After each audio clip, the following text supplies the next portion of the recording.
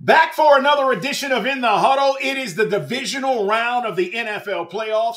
My man Brian Baldinger, Jason La Canfora, I'm Carl Dukes. Put them up. We are talking about it with you. And guys, there's a lot to look forward to this weekend. And I want to start with the Texans-Ravens game.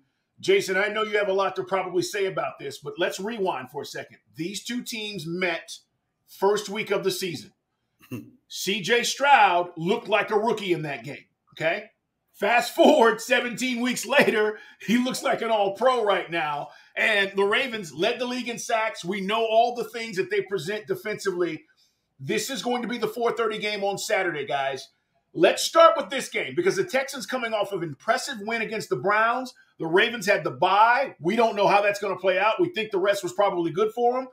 But tell me where you're at on this, Baldy, as you look at the Texans going into Baltimore this weekend. Well, I've been saying that the Ravens are the team to beat. And really one of the reasons why is what Todd Monken has done with this offense, with Lamar. I mean, everybody's going to put up Lamar's past records in the postseason. He got through the season completely healthy. Like he looks like the MVP of the league. Now he's got to go do it. But the team around him is very good. He's got real diverse weapons to throw the ball to, and he's been thrown into all of them, whether it's Bateman or Flowers or Odell should be fully healthy or likely, you name it. They've been able to do all that. And then defensively, I think they just present a lot of problems, and they're healthy. And every addition that they have made, and there's been a lot of additions really since the last time they played. I mean, whether it's Kyle Van Noy or Jadeveon Clowney, I mean, these guys have really come in and produced. And I think they're going to be as healthy as they've been. And this team should take advantage of the rest, but I don't think there's going to be rust. I think this team comes out and attacks the Texans.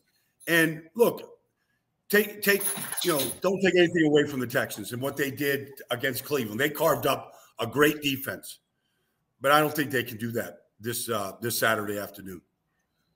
Jason, run game? I mean, what are we talking about here? When you're the Texans coming in, everybody's watching that tape from week one. So much has changed. But what are you trying to do what's the weakness, if there is one, with this Ravens defense? Well, the weakness is definitely the run game. Where they're most susceptible, though, is trying to defend lead plays and pitch plays. And that ain't the Texans. They don't excel at either. Texans don't run the ball that well. I think with Singletary and fits and starts. But I think if you're realistic about the task here, the Texans secondary outside of Stingley, there's a lot of issues there. And this Ravens offense has evolved completely from week one. Like, I think you throw out the meeting when these two teams play. To me, especially offensively, they're two different. They don't like the Baltimore Ravens in that first game. There was no Andrews. Stanley left the game early. J.K. Dobbins got lost for the season early in that game. Like, they were just trying to figure out what they were. Odell, was hurt in the preseason. They weren't really sure what they had there. Zay Flowers' first game. Like, you look at the Ravens offense week 10 to week 17, it's bombs away on first down. It's completely different than that thing. Like, Lamar Jackson has the most first down play action dropbacks in the NFL between week 10 and week 17. He's got the second highest quarterback rating on those throws in the NFL. The only guy who's better, C.J. Stroud. Like, I know Stroud has struggled on the road, but the Texans ain't going to run their way to this thing. I don't think, Baldy, because Baltimore scores 30 at home on everybody. Like, the only time Baltimore hasn't scored 30 at home against a playoff team was week one when they had 25 against the Texans, and it was their preseason game because nobody played in the preseason. Long ways, right? So Stroud, you can't run your way. I get the Ravens' deficiencies, but this Texans defense with its deficiencies, I don't think the Texans can run their way to a game. I think this game goes way over 43.5. I think the Ravens get their 30-plus. I think the Texans get to the 20s. I think the Texans can keep it close. But the Ravens are the superior team, and the Ravens will be chucking it all over the place on the Texans. Texans give up a lot of deep shots. Like, I remember being out at training camp, guys, and in talking to Harbaugh about, what he expects from Todd. What is this offense going to look like? And he goes, well, Baldy, I mean, I see 4 or 5 different tempos that we have. We're going to play with tempo like they did at Georgia, Carl, right? Yep. And we're going to see short passes and long runs, West Coast offense principles.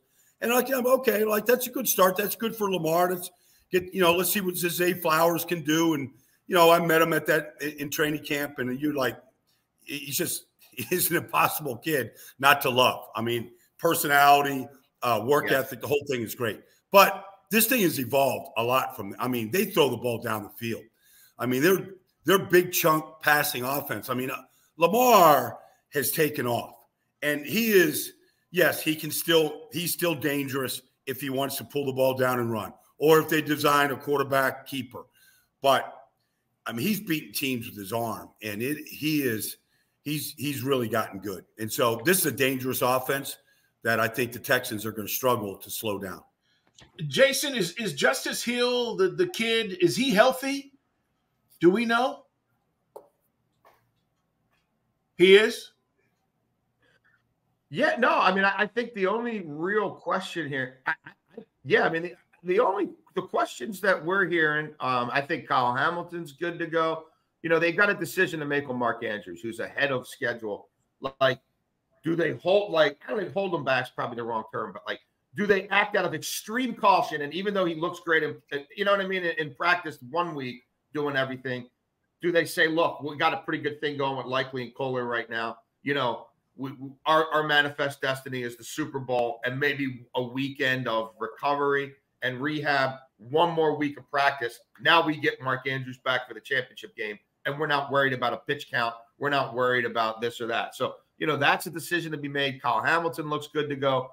Zay Flowers and Marlon Humphrey haven't practiced that much, but the sense I'm getting is, those guys are on target for Saturday. No, they should be pretty healthy. This should be. I'll put it to you this way: they should be much healthier than I think they were going into that Tennessee game in 2019 that everybody talks about, where Andrews clearly wasn't ready to play football, where Mark Ingram clearly was really banged up, and where they had some issues defensively as well. So, and guys, I'll just tell you again, for the Lamar Jackson skeptics, or for those who think, they set Lamar Jackson's passing prop at 225. Just going to tell you, I put a whole lot of money on that, and I ordered it up to 255.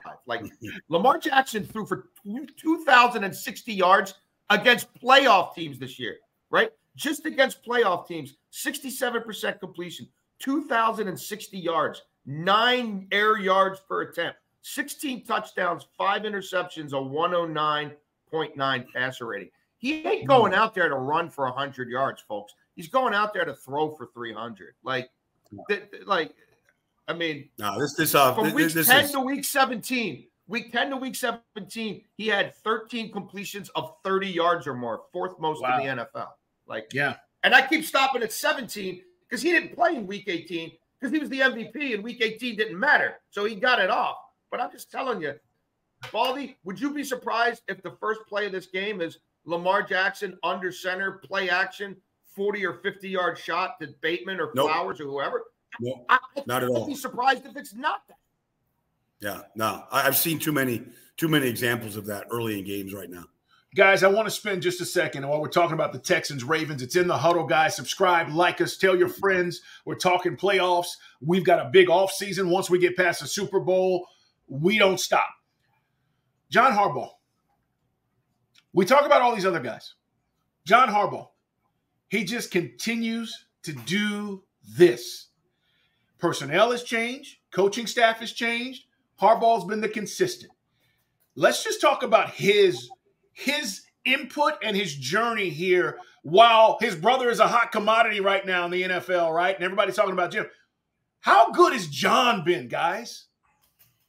Well, I think, the one thing that I think that Jason backed me up on this is he's never been afraid to change. They change coordinators, and Wink Martindale was popular. He had the number 1 defense in Baltimore, but he changed, and Mike McDonald has been a good change. And he's not putting these corners on islands the way Wink does. And where, Marlon Humphrey is still a good player, but he can't run the way Marlon Humphrey did when he came out of Alabama. And so you go get Kyle Hamilton out of Notre Dame, but then the coordinator really knows how to use them. I don't know if Kyle Hamilton was in Philadelphia, if Kyle Hamilton would look like a defensive candidate for be the MVP the way that they use him. They know how to use their personality, but that comes with coaching and coaching changes and a vision for how he wants his team to play. I mean, nobody has gone through running backs the way Baltimore has. Look, it's unfortunate. They've had a lot of guys go down because of injuries. And this was a run-heavy, dominant team. But they're not now. And maybe Dalvin Cook becomes a factor in the postseason. Who knows? He's there if they need him. But I don't think it's going to come to that. And nobody has juggled offensive line the way the Baltimore Ravens have. And so I give John credit because he's just kept this thing on track. And it looks like the other part to me, Jason, is, John can be as tight as anybody, but it looks like he's enjoying this ride to me. And I think that sort of rubs off on a lot of the players. Yeah, I agree completely. And I do wonder, Baldy, if there's a part of him, as much as he loved Greg Roman and Wink Martindale, and he did, and they were established coaches, obviously, but I think there was a part of him that felt strategically he might have had to manage them even more because they were so stuck in their ways. Like Greg Roman had one way to run an offense, right? And I think there were times where Harbaugh's like, man, this is a little extreme. We need a little more balance, right? And he'd try to maybe massage them or talk them through the week. But when we get to Sunday, Greg Roman's calling with Greg. Same thing with Wink. Wink, I love all your creative blitzes, but there's a time and place for everything. Anthony Averett on an island, against Odell Beckham 5 years ago and prime Odell probably ain't the way to go. You know what I mean? There's got to be another way. We get to Sunday, it's more of the same. I feel like part of the reason he's enjoying this so much is, even though McDonald is not he's been a coordinator for 2 years, and even though Todd Monken just got there, these guys have adjusted. These guys can shape shift a little more. I feel like he doesn't have to manage their tendencies as much. And I'll say this about Harbaugh: they've gone through a lot of offensive coordinators here, and not many of them have worked. Kubiak was really good, right? But Trestman, we can do a long list. We can go through a whole bunch of them. This group, what he did, I think, was a masterclass in reinvention. The Monken hire, inspired. Bringing McDonald back from Michigan, inspired. Going and getting Denard Wilson from Philadelphia when Howie messes up. They messed up. They should never let Denard Wilson out of the building. Denard Wilson should have been their defensive coordinator. Keep it in-house. We had a great thing going, right? Okay, they lose him. Philadelphia's secondary falls apart. Baltimore's secondary, the best that's played around here in forever. There was a lot of heat on Harbaugh for a long time with his strength and conditioning coach, Steve Saunders. You can go back to last year, Google Steve Saunders' NFLPA survey. The guy got an F-. That's how much he was hated in the locker room. When that first came out, nobody got it worse than Steve Saunders. And thank God for Ravens fans, they did that survey, because that was enough for Harbs to say, I got to get this guy out of my building. The guy who started a COVID super spreader in the training room in 2020 got fined and suspended by the league. Harbaugh brought him back, fully embraced him. He should have been gone then, but he finally did that. The issues in the secondary, right? Denard Wilson, Mike McDonald, they couldn't get pass rush. They couldn't develop pass rushers. He goes outside the box, hires Chuck Smith. Don't do your camps anymore, brother. You do all that in-house. Bam. What do we have? Kyle Van Noy, fountain of youth, right? Jadeveon Clowney, maybe his best season ever. Owe, when he was healthy, started to come along. All those hires were totally inspired. He changed his spots. He went outside of that, Jim Harbaugh, John Harbaugh, Stanford, 49ers, Ravens, cocoon. And I think the staff changes he made were masterclass. Now, he might lose some of those guys. Denard Wilson's running somebody's defense next year. Maybe it's here if McDonald leaves for a head coaching job, and we'll see where that goes. But Harbaugh won't be within a country mile of this head coaching, of the year discussion, but he should be. I just want to add one last thing, and we'll talk about the Packers 49ers. Everything you just laid out is exactly what Bill Belichick didn't do. And that's why the last 5 years have been what they've been in New England. Everything you just talked about, he was reluctant to do. It's in the huddle, guys. We are not disrespecting the Texans, but the story is the Ravens. They are the #1 seed. They have all the pressure on them, guys. We expect the Texans to play really well.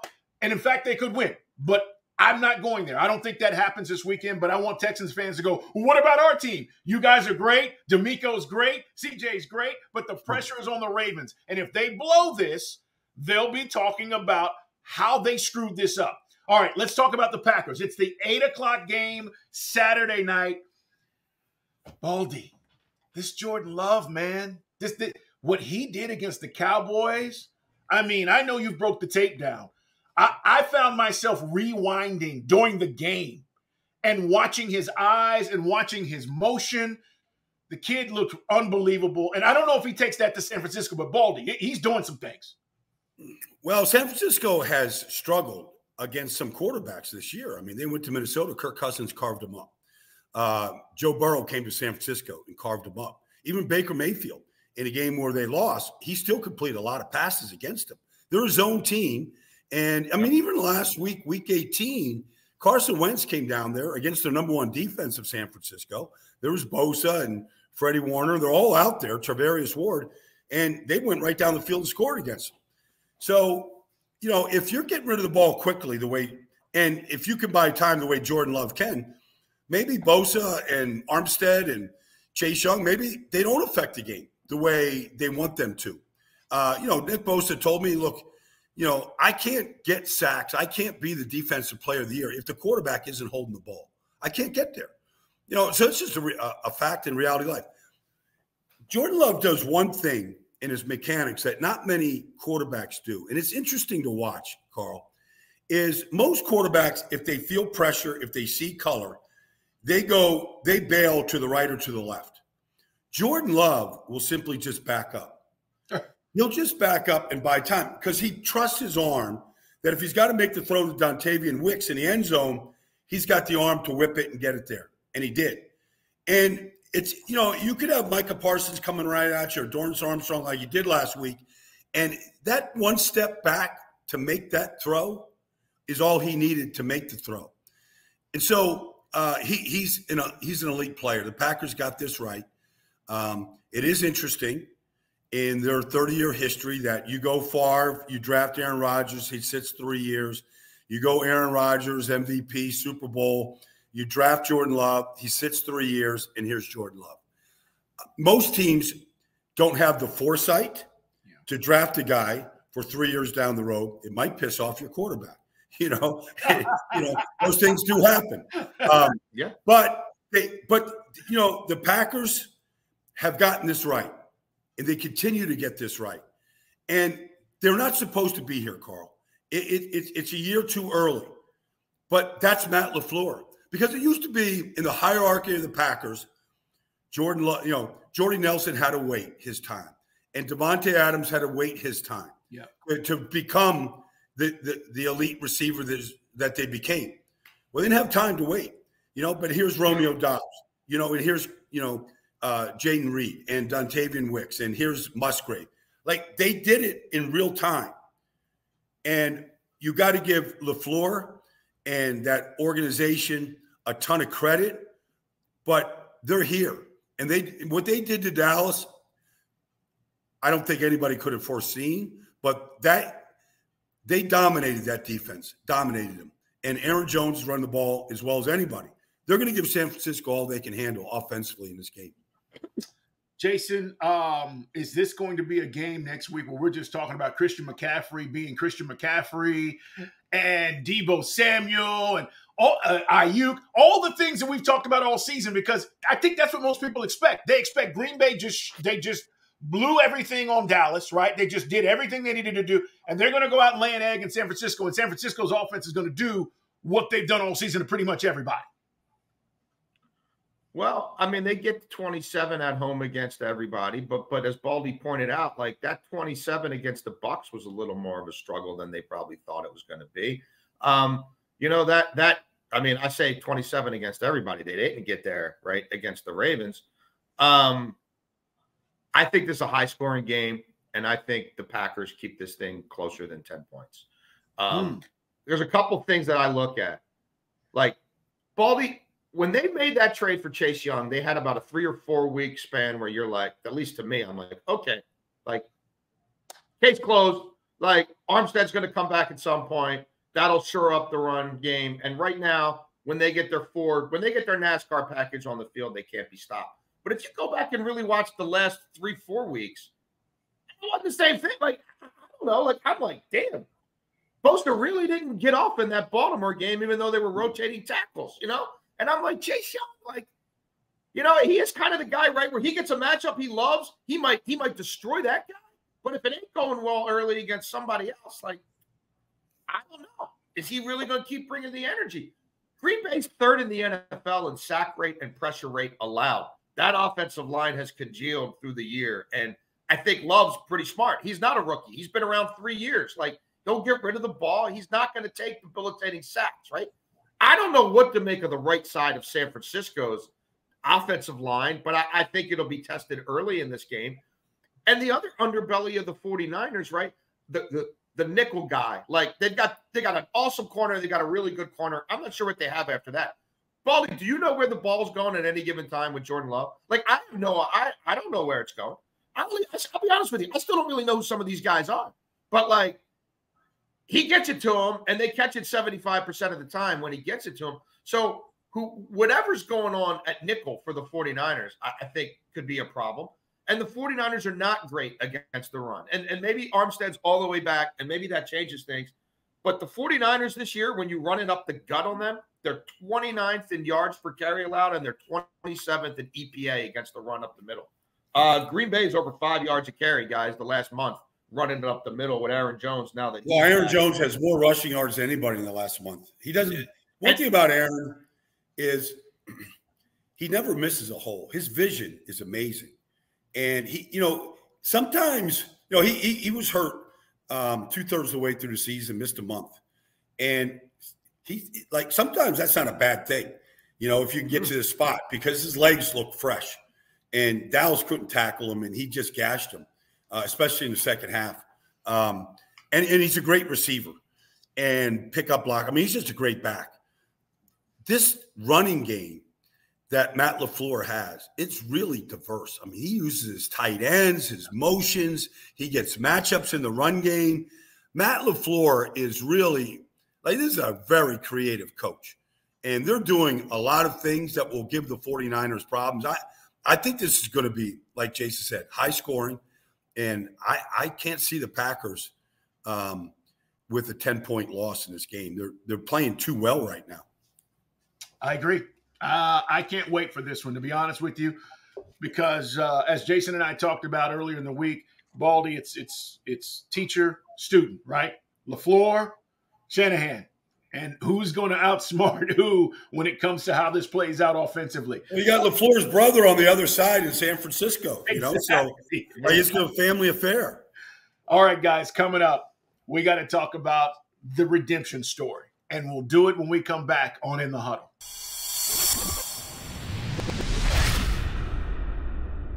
Carl Dukes along with Brian Baldinger and my man Jason La Canfora. We're talking about the divisional round playoffs, guys, with you right here on In the Huddle. All right, here's the deal. 5 OCs in 4.5 years. 6 head coaches. That is the life of Baker Mayfield. And now they go on the road to take on the Detroit Lions. And I just want to start with the Buccaneers because, Baldy, we were talking about the Packers not supposed to be here. This division was terrible. Somebody had to win it, but it's about timing. And when you get hot, and the Buccaneers are playing really good football right now, and defensively, Todd Bowles has them going. I would love to say Detroit and this story is going to continue, and I love the Detroit story, but what about the Buccaneers story and specifically Baker Mayfield? Well, I mean, he got stability. You know, he got a fresh, young, creative offense coordinator in Dave Canales. His offensive line, it was completely reworked this offseason. Tristan Wirfs went from all-pro right tackle to over the left tackle. Aaron Stinney came in, did what he did. You got Hainsey, and they've drafted Cody Mauch and, Gedeke. You know, those 5 have started probably the last 13, 14 straight games in a row right now. So they've got some stability up front. Rashad White, as a result, has run the ball better. They're not great, but they're not nearly as bad as they were a year ago. And then, look, if they could have caught the ball against the Eagles, they would have scored 50. You know, I mean, they dropped touchdowns. But, Baker is, look, the guy is highly competitive. I think he's matured a lot. I don't think he's nearly as, he was he was almost too emotional early on in his career. Yeah. And I think he stopped. Like, look, Carolina was a disaster. You show up in July, you win the job. The coaching deal is a disaster. The team around him is bad. He got stability, coordinator. He's got a defense with Todd on that side of the ball. I think for the first time in a long time, Baker has just basically said, I don't have to prove it to you anymore. Like, just go play quarterback. I don't have to win a game. We got enough help here. So I think he knows his role, and he's really accepted it. And he's grown up. He's an adult now. So I think those are good things. I'll be honest with you, Carl. The Eagles stink. Like, they don't have any idea what to do against the blitz. If Todd Bowles blitzes Ben Johnson and Jared Goff the way he did the Eagles, like, they're not going to win the game. Right.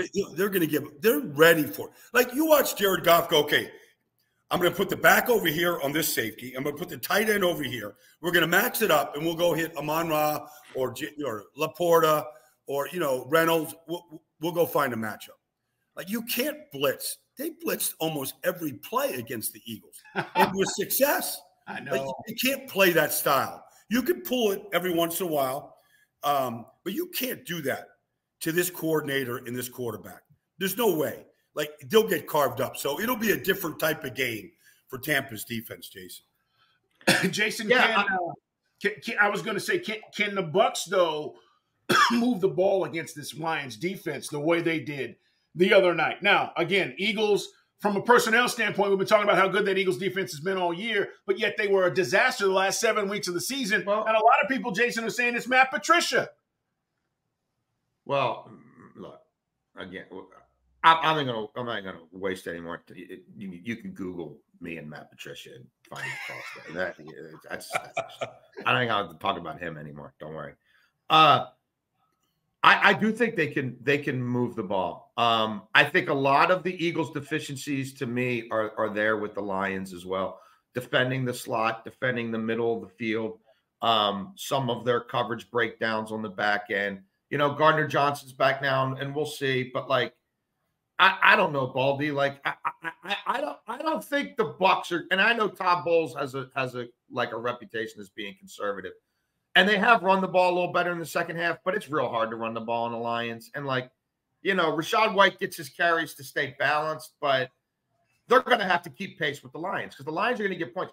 Jared Goff threw for 355 yards against these guys a few weeks back.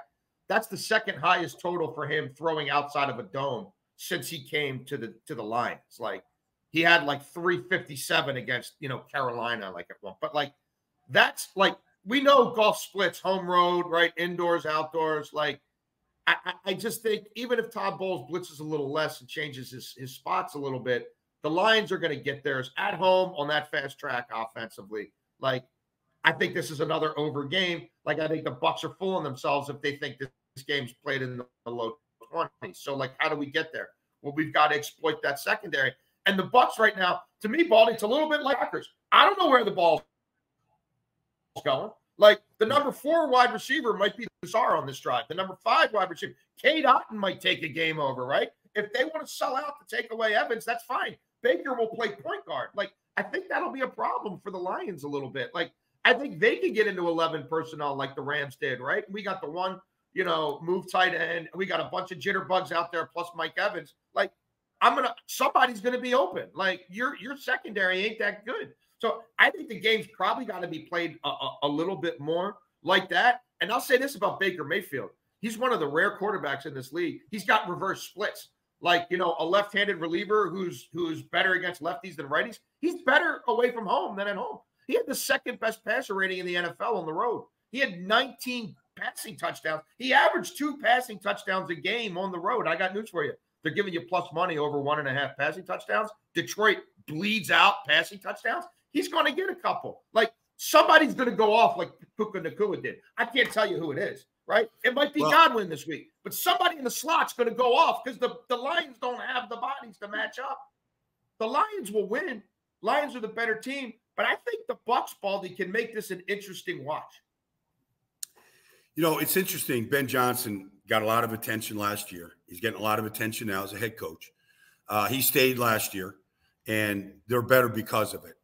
But, you know, when I watch Detroit's offense, it's so interesting because I find something that I've never seen before, whether it's a formation, a particular motion, a misdirection. This Ben Johnson's very, very creative. And the one guy, you know, sometimes how do you play without the ball? Like this Jameson Williams runs different than anybody else left in this postseason. It reminds me a lot of Deshaun Jackson. And they use his speed to just take the cover off the defenses. And that's opened up these windows for Reynolds last week and Amon-Ra St. Brown. He doesn't get a lot of targets, but, man, is he a blur. I nicknamed him the Motown Comet. And they use his speed in a way that you have to respect it. Otherwise, he'll run right by you, and they will get it to him. I think Brian Branch is a good slot defender when he's in the slot, Jason. He's not always there. Sometimes he's just he is. He can only take one guy, though, Baldy. Baldy, if he could guard three guys at once, they'd be all right. That's true. Right? That's true. Who do you think that matchup is? Do they put him on Otten? Who do you think they put him on, just for my own gambling purposes? Well, you know, look, Cade Otton had the game of his life the other day against Philly, but Philly doesn't know what the right hand and the left hand are doing with each other. Yeah. So, I mean, Baker's going to throw it to the open man. So Otton got all the targets last week. And, you know. That's got to be Godwin, though, doesn't it? I mean, I'm more afraid of Godwin than I am of what I saw last week. Like, was that an aberration? Godwin's proven, right? And if you're going to say, who do I trust going into this game, and I'm Baker Mayfield, that's the guy I'm putting him on. Now, you got the Mike Evans thing. You can worry about that outside, but Godwin's going to be working inside, right? He's going to be working all the angles here with the slot. That's the guy I'm worried about. But I think Jason, Baldy, the Lions secondary is their weakness. We know that, right? Mm-hmm. I mean, you saw them get taken advantage of last week. I'm with you, Jason. I think the Bucs come in. They're going to take their shots. Maybe they get some pass interference plays down the field. They're able to get in the scoring position. We'll see what happens. But I do want to ask you guys about how this Lions team is built. Some people say, oh, it's about time. It's 30 years. Guys, I'm looking at this roster. Baldy, they're going to be here. Now, I don't know what the decision is on golf, but they're not going anywhere. Well, you look, Carl, I mean, just look at their first two. Look at Jahmyr Gibbs and Sam Laporta. Like, those guys scored 23 touchdowns. Two rookies scored 23 touchdowns in 18 games, counting last week. I mean, they struck gold, and all these players, right? And if you just go through the roster now, I mean, for the offensive line is all built through the draft. I mean, they've drafted every one of those guys. Glasgow and, you know, Penne and, you know, Ragnow. I mean, the whole group they drafted. And now this Laporta's come in, and he's setting the world on fire. He might be the next great tight end in this business, the way that he runs. They said, look, we think we have a good running back room. They blew it out last year. And here comes Montgomery and here comes Jahmyr Gibbs. Like, nobody – I didn't see anybody else do that. And they struck gold right there. It was the right choice. And the way that they use them is the right way. David Montgomery pounds you. He breaks tackles. He extends plays by 2 or 3 yards every time he touches it. And then here comes Gibbs.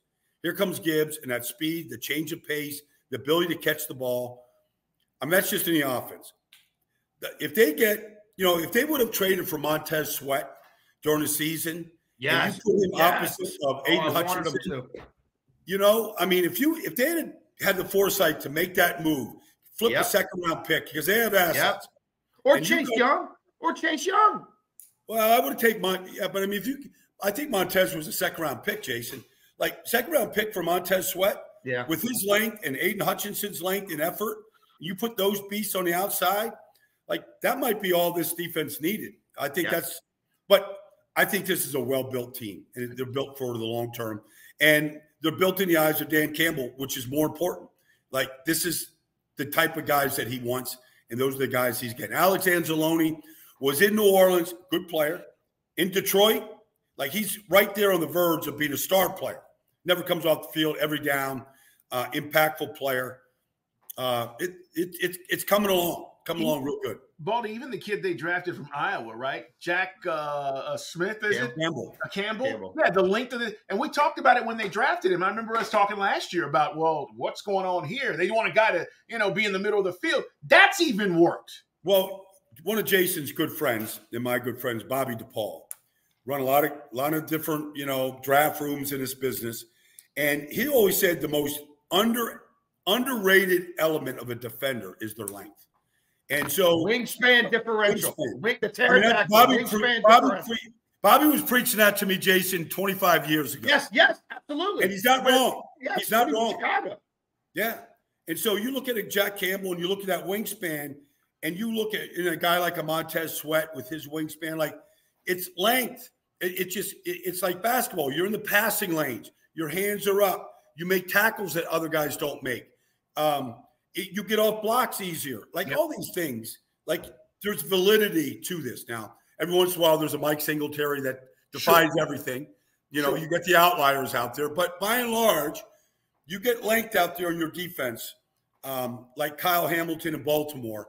Length, and if it's used properly in the right scheme, makes a big difference. All right, guys. Maybe the best game of the weekend. We'll see. But this is what I do know. This is Josh Allen's time. If you're not going to win this game at home, which you have not had against the Chiefs the last 2 times, is not happening. So we're talking Chiefs on the road against the Bills. This is the 6:30 game on Sunday. Who knows what the weather will be? Who cares? I still think we're going to get a good game. And I think the Chiefs, for the first time, Baldy and Jason, are going to have to prove that Patrick Mahomes can go on the road and win in the playoffs, which he hasn't done. Some people will dismiss that and say, well, it's Patrick Mahomes. I don't know what to think. You played all these home games and Super Bowls. I don't know what's going to happen on Sunday when you go up to Buffalo and you're on the road. Maybe he makes it look easy. But let's talk about this game because the Chiefs did what they needed to do. They advanced. And now they are on the road in years past, the last 2 times. And remember, they changed the overtime rules the last time these 2 teams met because of that game in which the Bills didn't get the ball back. I mean, and I think he had 4 touchdowns in that game. I'm talking about Josh Allen. So what do you think? 31 points, guys. Just to remember, because it blew my mind. I had to go back. 31 points were scored in that game after the 2-minute warning. Yes. Okay. So, look, I remember going into Week 18 this past season when Buffalo went down to Miami. And Buffalo, if they lost the game, they could have been eliminated from the playoffs. And I said, I don't care what happens in that game. I need Josh Allen in the playoffs. We need our stars. And so, look, this is the modern-day Brady Manning. They got to play in the regular season. We need to see him in the postseason. We just need to see it. And all the talking heads and all the pregame show, it's great. But we just put the cameras on these 2 quarterbacks. Let them go to work. What we saw Josh Allen just do to Pittsburgh, what we saw Mahomes do in 33 below zero weather, the moment it's never big enough. They're bigger than any moment atmosphere. I expect Mahomes to go into Buffalo and embrace the element. He's got a legitimate target now, and Rashee Rice. He's proven it right now in what he can do, how they use him. Kelsey looks like he's back. Pacheco can run it in a power run game. This game has everything it takes. Now we got to see the health of some of these Buffalo Bill defenders. If they got to go out there and play A.J. Klein at linebacker, I mean, that's where they're at with this thing. Kyer Elam, I know he got the interception, but there's a reason why he's been on the bench as a first-round pick. We got to see if Benford's back. Buffalo, they lost 5 defenders in that game. You can't sustain that type of loss on this defense and still, contain Mahomes in this offense right now. So I'm curious about that, but I'm just so happy that these 2 quarterbacks are here because they'll put it, they'll will it. They'll will it. They'll put it on their shoulders, whether they're running it, throwing it, extending it, diving over the end zone, 4th down runs. They're going to, this, they're going to leave it all on the field. And that's when we're sitting back on Sunday night at 9:00 at night in the 4th quarter, we're just going to enjoy the moment, I think. Jason, a lot of people will talk this week about the game in which, the Bills won in Kansas City, and we know how that played out with the lateral and the officiating. All right, put all that aside, right? I mean, that has nothing to do with what we're going to see on Sunday night. What are we going to see on Sunday night? I think we're going to see a hotly contested first-rate football game. This is one where I'm not sure about the scoring, though. I think this is an under game.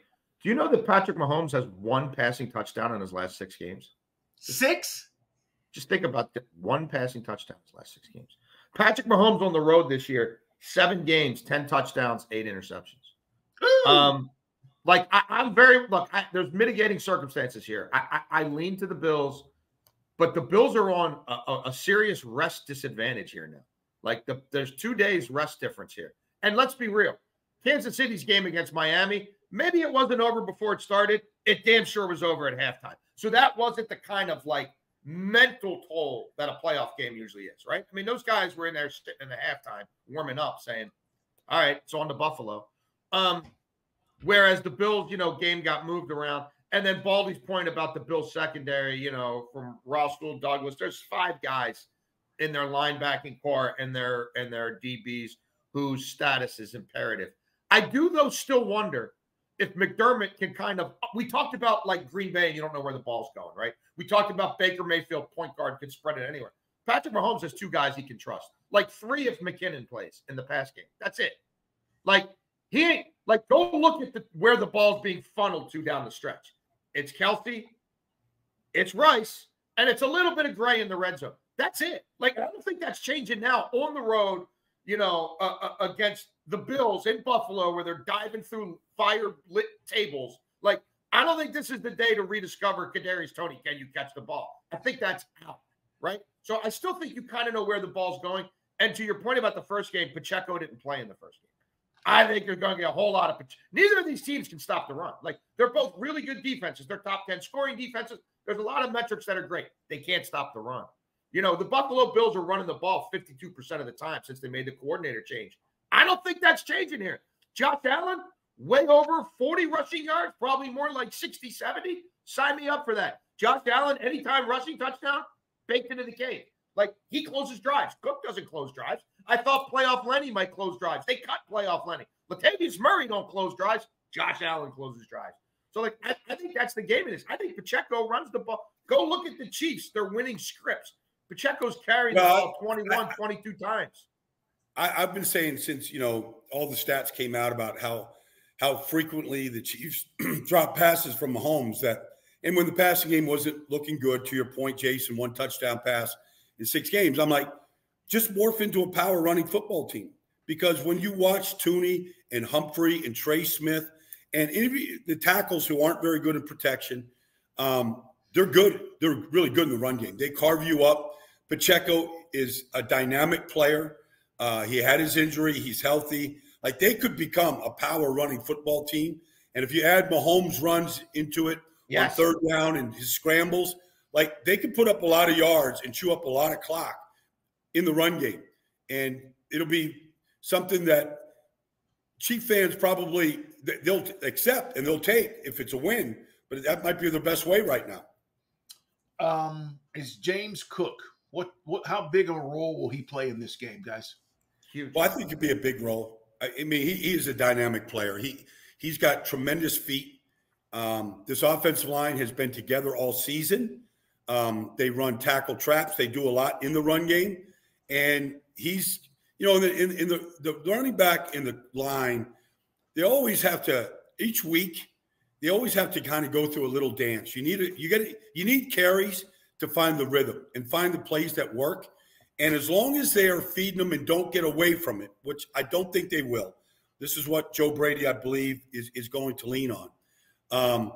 He'll get his yards. He'll find their runs because they're pretty good at doing that. He had 5 targets. He had 5 targets for 83 yards in the first half of the game in Arrowhead. They used them to run in the second half. I think the Bills will try to achieve a similar script. Yeah. Screen game, high efficiency passes, design runs for the quarterback, mixing it up between Cook and Latavius Murray, controlling the clock. We can talk about Patrick Mahomes never playing on the road and all that. It's still Patrick effing Mahomes. And the more he's on the sidelines, right, the better. Like, I know the red zone passing game looks broken. That's why, again, it's going to be Pacheco. But, like, it's still Andy Reid and Patrick Mahomes, and they might have a trick up their sleeve. And, Baldy, one thing we didn't touch on that I think we have to. How much do you think Andy Reid trusts his jumping, twitching tackles in this game? Like, how much do you think he trusts? And I know Von Miller's not Von Miller and this and that, but, like, do you think he wants those guys driving this way or driving that way or going back like this? Go forward. I mean, take advantage of your strength right here. Go forward. Get Jawan Taylor, Wanya Morris. Get these guys in the run blocking scheme. You saw Broderick Jones struggle against Gregory Rousseau, against Pittsburgh. I mean, he really struggled at right tackle in that game, and Rousseau really outplayed him, and it was a big factor. All right, we're going to take a quick break, guys. It's in the huddle. We're coming back. We've got one other thing to cover, and everybody's talking about it. We'll come back in just a moment.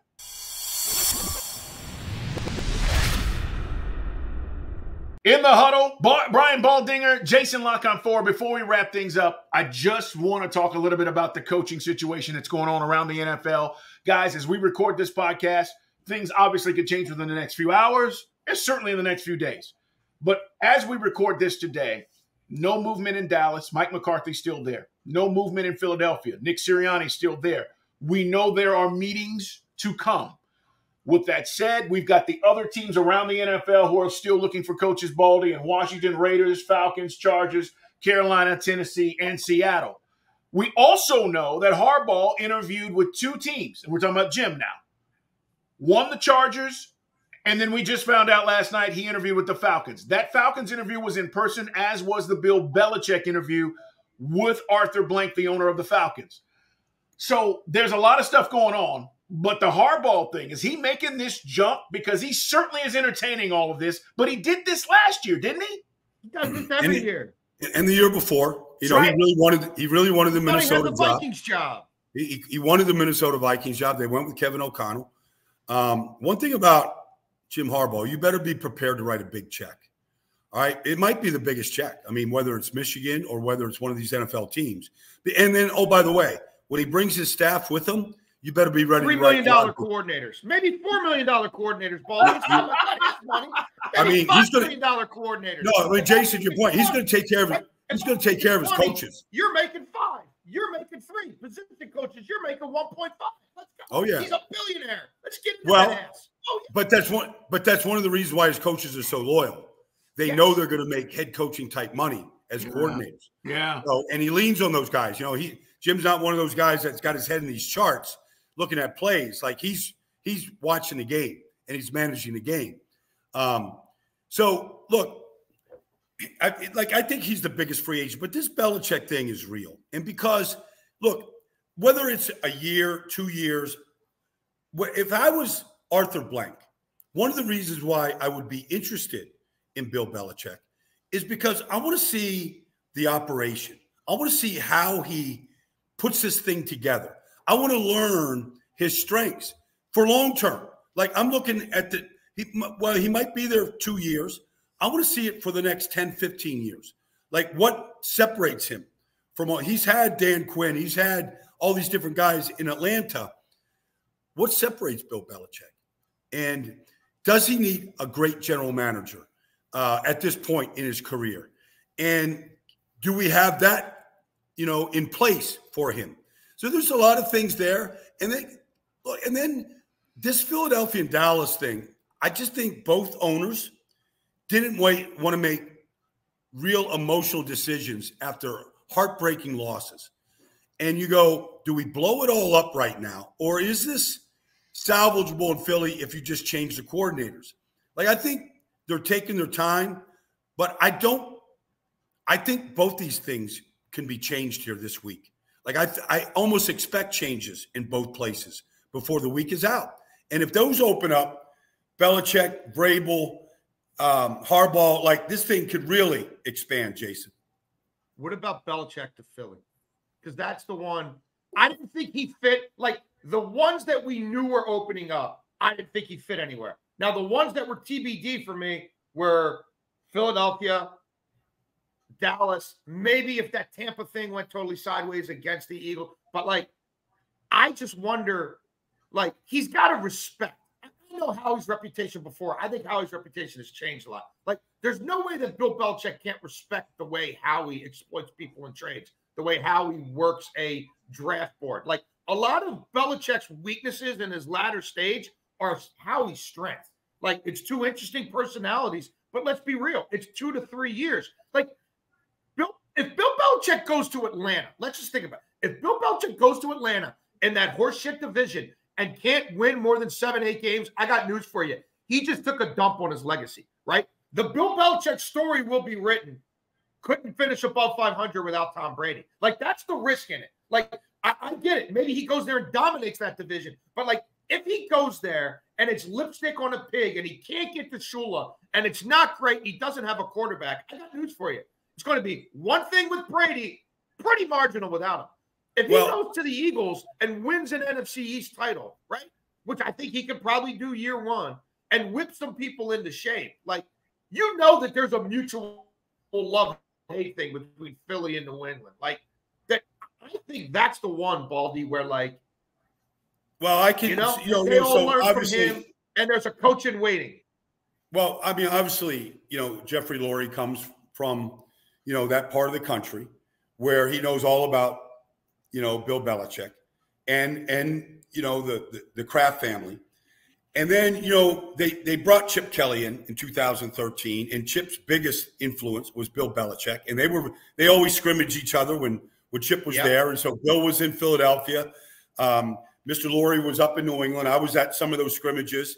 They're all watching Tom Brady, just be Tom Brady. And so there's such a mutual respect, I think, between the organizations, and really how Philadelphia wanted to build their franchise was in the eyes of what Bill Belichick, multiple championships. We want to compete, developing quarterbacks. And like, I can see this thing, if you get a chance to get Bill Belichick in your building, I mean, why wouldn't you at this stage if you're Jeffrey Lurie and you want to win championships and you've got a pretty good roster? Kelsey's stepping away, but you've got a lot of young talent. You still got a good offensive line. You've got a quarterback that is all about focus and team and all the things that Bill Belichick preaches. Like, this thing could be put together pretty quickly. 3 years, guys. That's what I think. I think he gets to 75. It'll be 72 when the season starts. That's 3 years. You want a 3-year run? That's the job. Jason, I totally agree. It's not Atlanta. It's not the Chargers. It's not any of this other stuff that we've been talking about. That's the job. If you want to him and Jerry and Stephen Jones fighting about personnel. Like, the Correct. Was there. The Dallas one, I can't get there. Yeah. So we are going to see how this shakes out. We'll be talking about it, and we'll be reacting to it right here on In the Huddle. Guys, enjoy the divisional round. Baldy will be putting his breakdowns out there. Jason's writing in the Washington Post. Make sure you check us out. Follow us on social media. And we thank you for being here, hanging out, and talking about the NFL. We'll talk to you guys next week as we get to the next round of the NFL playoffs. Everybody enjoy.